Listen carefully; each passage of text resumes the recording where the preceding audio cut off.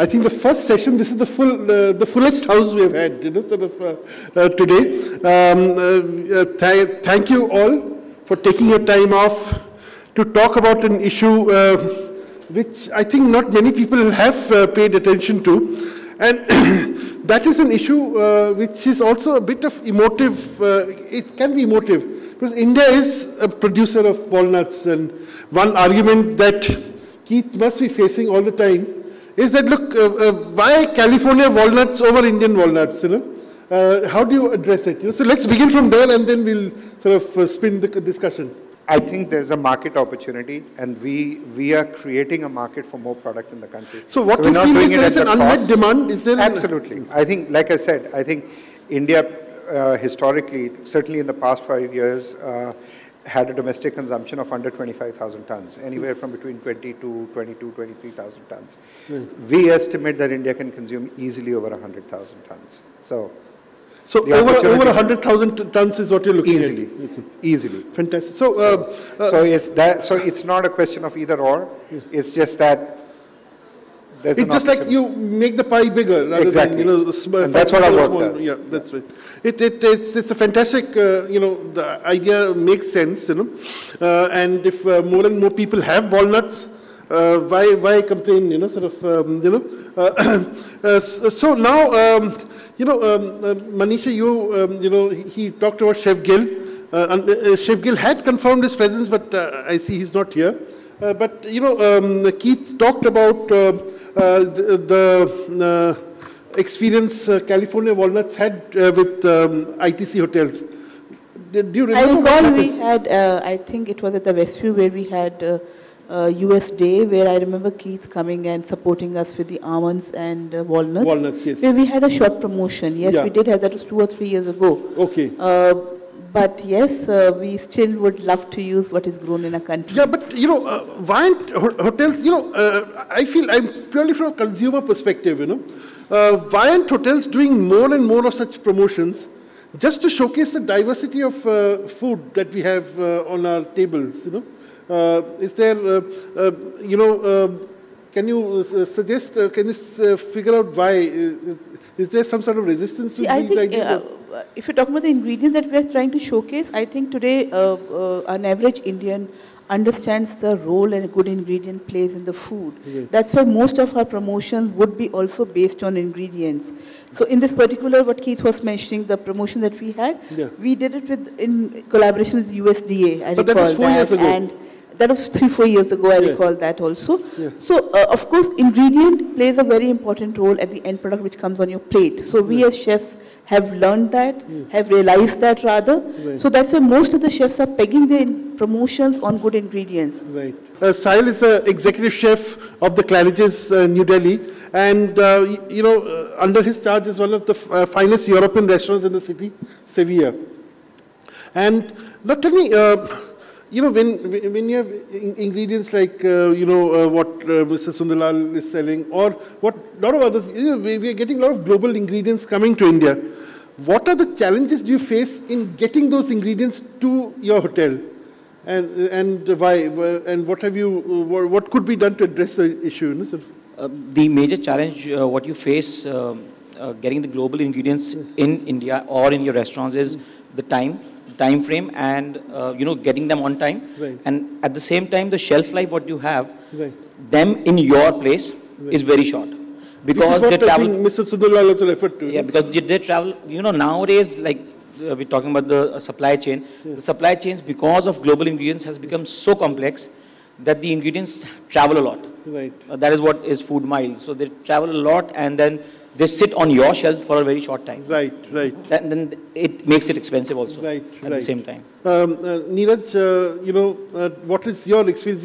You have, of course, earlier handled Sevilla. Now you're handling 3 brand new restaurants which are doing pretty well.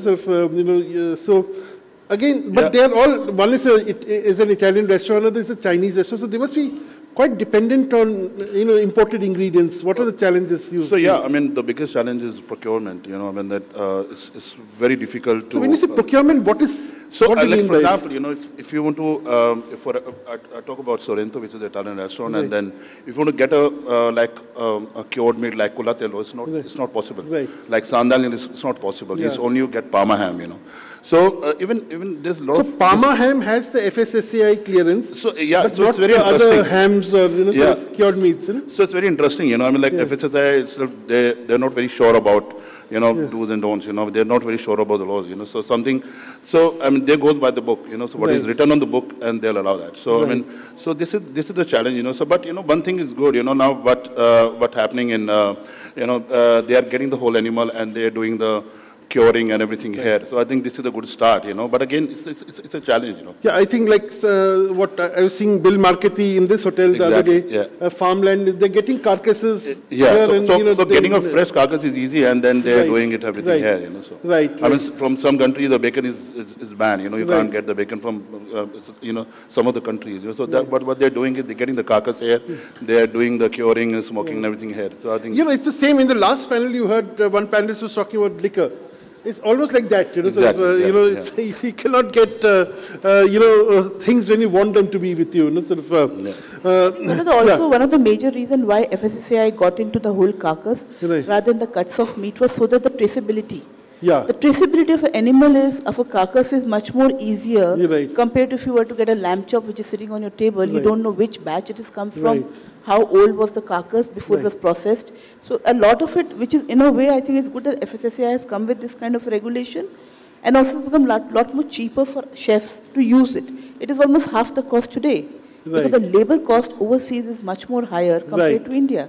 It's better to source it from a local vendor who uses the same basic ingredient, you know, than to get a lamb chop from Australia, you know? Sure, or from New Zealand. You know? So that's what you're saying, you know. So I see a major like a vertical emerging, especially in meats, you know, of local processing. A lot of local processing will happen, you know. Yeah, I think meat is one part. The other part is like, for example, Shank Palace. There are chilies, there are pickles, which you can't, get it from China. So, I mean, it has to come from Thailand, and the taste is totally different.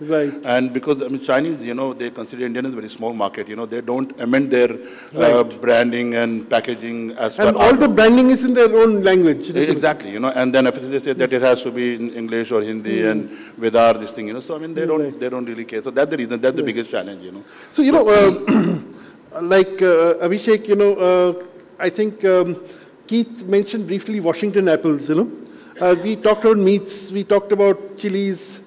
What about fruit, you know? India is now importing a lot of fruit, you know. What are the challenges there? You know? Sir, actually, unfortunately, I don't use too much of, I've not got the chance to use too much of imported. But coming to also Indian produce also, I think there are a lot of farmers who are doing great stuff, you know. Like Miss Sneha from Tijara. I think she is giving great produce, which can be used by a lot of Indian chefs, and who are doing a great amount of work on what exactly is brought to the plate from the produce which is given.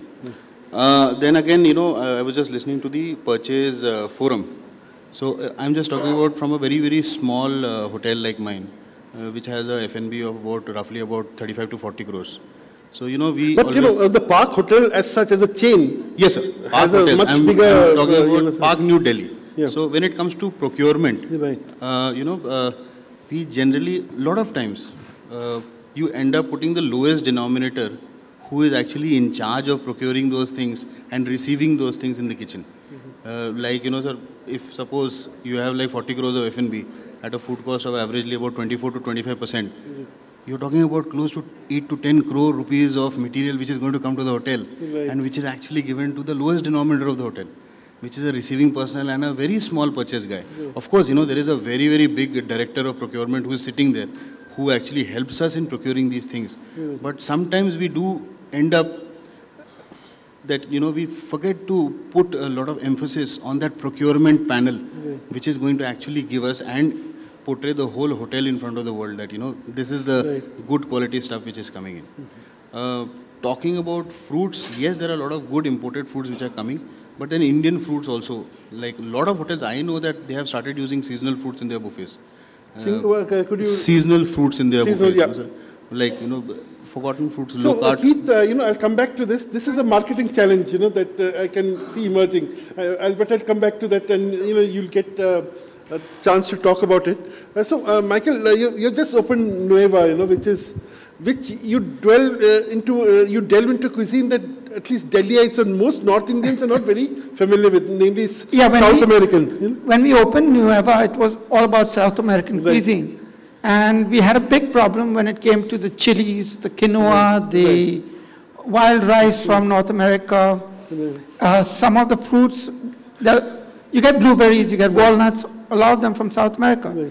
And end result was I had to approach the consulates for help because most of the vendors here don't deal with most of the countries in South America. Right. And so for one restaurant, two restaurants, for a single restaurant it's very tough. Right. Because as a chef, I also become the procurement manager. Right. So I have to play a dual role, So it's not that easy. Right. And the expenses are very high. Right. Like Chenab in Pex, who brings in the chilies, charges a whack for it. Right. So I have to find another source. Right. Someone flying from South America, I say, please bring in a batch for me. And I think this was true to most hotels a couple of years ago. We used to fly in most of the ingredients. Right. We couldn't really rely on vendors at the same time. But we wanted something quickly. I know when the ITCN will probably have a food festival, they want it immediately. And a vendor says 3 months, 4 months. So you're just left to just flying it in. Right. As I can gather that two issues, Keith, one issue is what you talked about, the delays in the whole procurement process, and also hotel procurement rules are based on certain, say the codex or whatever, and sometimes they do not work in your favor. The third is increasingly, there is a movement among chefs. I, for one, am a supporter of it personally, of sourcing seasonally and locally. Now, that, provides a challenge not so much to say walnuts or to almonds, but definitely to apples. So, how do you deal with this changing market reality? I think there's a difference between running a specialty restaurant and running of a hotel, from my perspective. Again, I'm an outsider. Fundamentally, an international traveler or the Indian consumer wants every fruit 365 days a year. That's how the world works. So, okay, a premium restaurant can make a choice to do local, do seasonal, and whatever. And that's great, okay? But unfortunately, that's not what I'm concerned about.